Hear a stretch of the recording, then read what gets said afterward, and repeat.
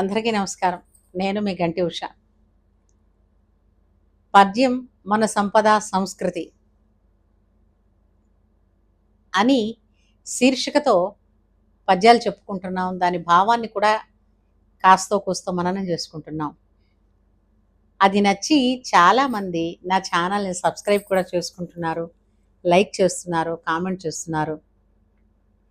అందుకోసం వాళ్ళందరికీ కూడా కృతజ్ఞతలు తెలియజేసుకుంటున్నాను. చాలా సంతోషంగా ఉంది. ఇది తరగని చెరగని అక్షర సంపద. ఈ సంపదని మన తర్వాతి తరాల వాళ్ళకి అందజేయాల్సిన బాధ్యత మనందరి భుజస్కంధాల మీద ఉంది. ఇందులో అతిశయోక్తి ఏమీ లేదు. అయితే ఈ శీర్షికలో భాగంగా ఈ రోజున మనం పోతనామాచుల వారి గజేంద్ర మోక్షంలోని ఒక అద్భుతమైన పద్యం చెప్పుకుందాం. ఆ పద్యం ఏంటంటే,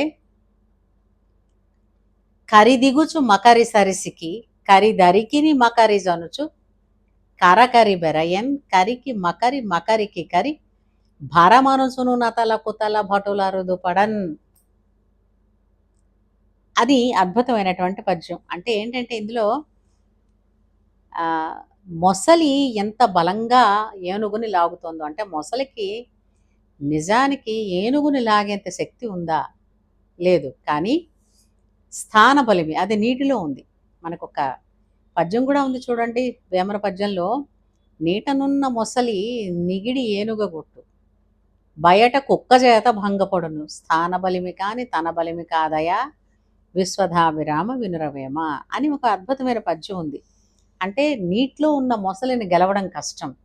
అలాగే మదించిన మదపుటేనుగుకు ఎదురుకుండా వెళ్ళడం కూడా అత్యంత ప్రమాదకరమైన పరిస్థితే. కానీ ఈ రెండు ఇప్పుడు ఇక్కడ ఈ మడుగులో, నీటి మడుగులో తలపడుతున్నాయి.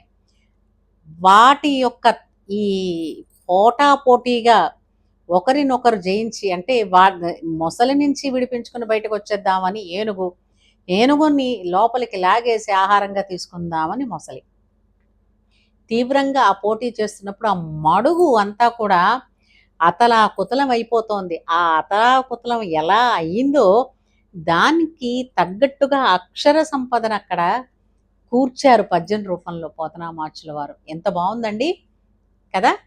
సో మళ్ళీ చెప్తున్నాను, ఈ పద్యం కోసం, ఇతరులకు తెలియడం కోసం please like it, share it and subscribe చేయండి.